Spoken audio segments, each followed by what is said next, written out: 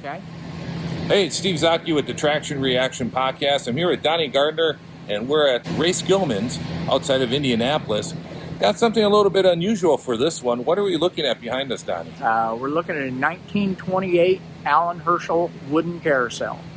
And this was once owned by Tony Hulman, wasn't it? Yes, it was. Ray bought this at an auction that the Motor Speedway Museum had, and he actually had two carousels, and this one was one that they never really got together. And they sat there, and it was in a pile, pretty rough shape, and all the parts were there. They sold the first carousel, which was the best shape, and they sold all the horses off of it, and then they sold the basic carousel itself for scrap. This one here they sold to Ray for as a complete carousel, and then we restored it.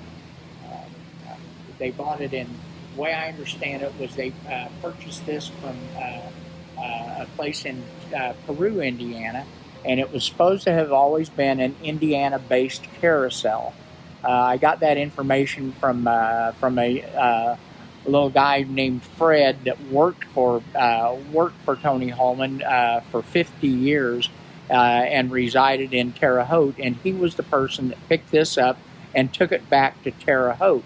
Well, it ended up at the museum, and then they kept moving it from building to building, and kept getting in the way. Nobody was ever going to do anything with it, and they sold it off as some of his other artifacts that he had. So that's how we ended up with it. Mr. Holman actually bought this. He thought he'd use this inside the track. The way we understood it was they had originally thought about they were going to make a museum of transportation, is what that was originally supposed to start out as, and they were going to build a small amusement park inside the Motor Speedway.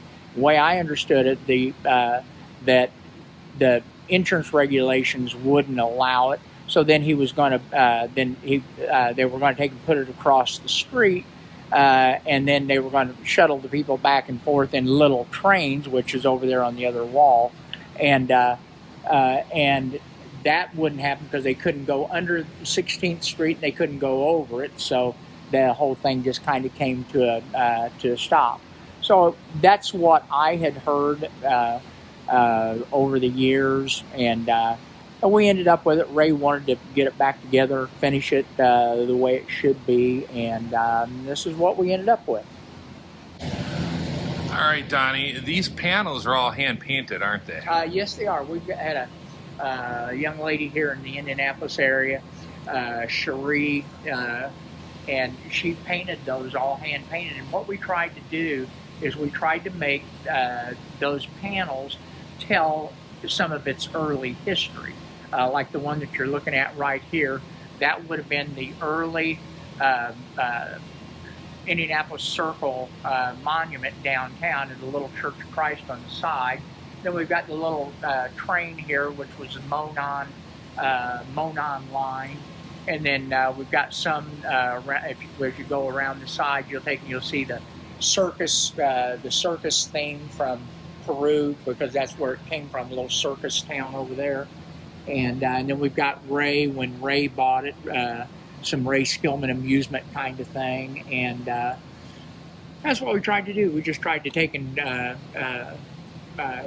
tell them what it did over its whole life. So just kind of laid around from about 1951 till just within the last 6, 7, 8 years, however long we've had it, and it's been laying in a pile, and then here it is today. All right. And tell us, how is this thing powered? Okay, it's all electric. That's the original motor and the original transmission drive assembly. We took the numbers off of it, gave it to the Allan Herschell Carousel Museum in Tonawanda, New York, and we verified. It's got casting dates of early 1928, some 1927 stuff on it. And we redid everything. It's 220 volt. We put some safety features on it, and and it still works good today. And what kind of bearing you said on that up there? Well, everything, this whole thing floats. And it hangs off that one bearing up there on the top. There's a Torrington style bearing up in the very top, and the whole carousel that you see hanging with all the horses and all the crankshafts and all that are hanging off that one bearing. And then because this thing is a free floating, I can move this thing back and forth, and you can see nothing touches the ground except for the 4 beams in the middle. And pretty unique way of designing it. It's pretty amazing that they designed something like this way back in the 20s like this, and it still works today. It's still holding up. So. And this is something that you just can't go out and buy one on eBay, can you? Yeah, you don't see these every day. There's only a few of these left running in the world, and Allan Herschell built a lot of carousels. They built a lot of circus and carnival equipment back then, and but their main thing here was the carousels. Well, Donnie, we certainly appreciate you taking time out, and thanks for the ride earlier. Thank you. No problem.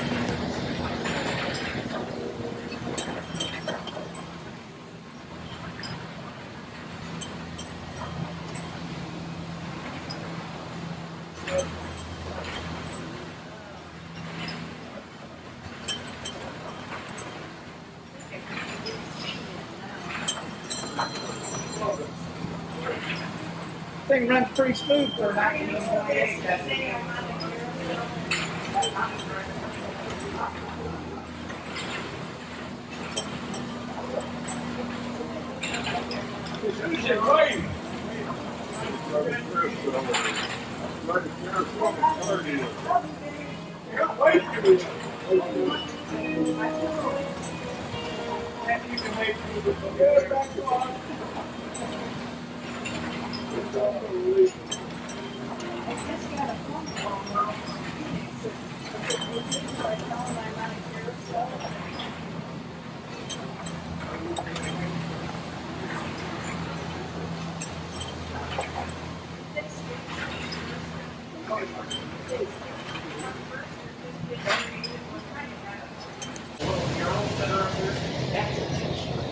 We sat there and we had it had little things on it.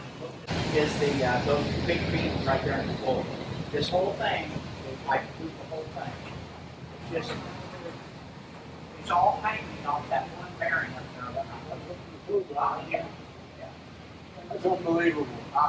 No, 1928. This isn't the only time This is so unbelievable. Yeah, literally. I remember I was walking. Yeah, there was actually 2 of us worked non-stop on this, 10 hours a day, 6 days a week for a year and 3 months. Oh my! And nothing was here. Each course took 3-4 weeks to do each one, so we had to read each one of them. We had Eddie, Eddie back there in the back, he's awesome. He was a creative artist for remodeling. And yeah, he made the colors and everything out, because this thing that we got was mustard yellow, like an olive grass green, and had a real bright sky blue color on the ugliest years. It was the absolute ugliest years.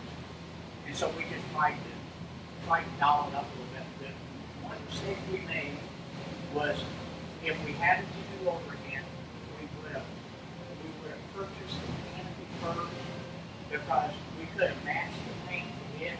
We tried to match the canopy to the paint, and we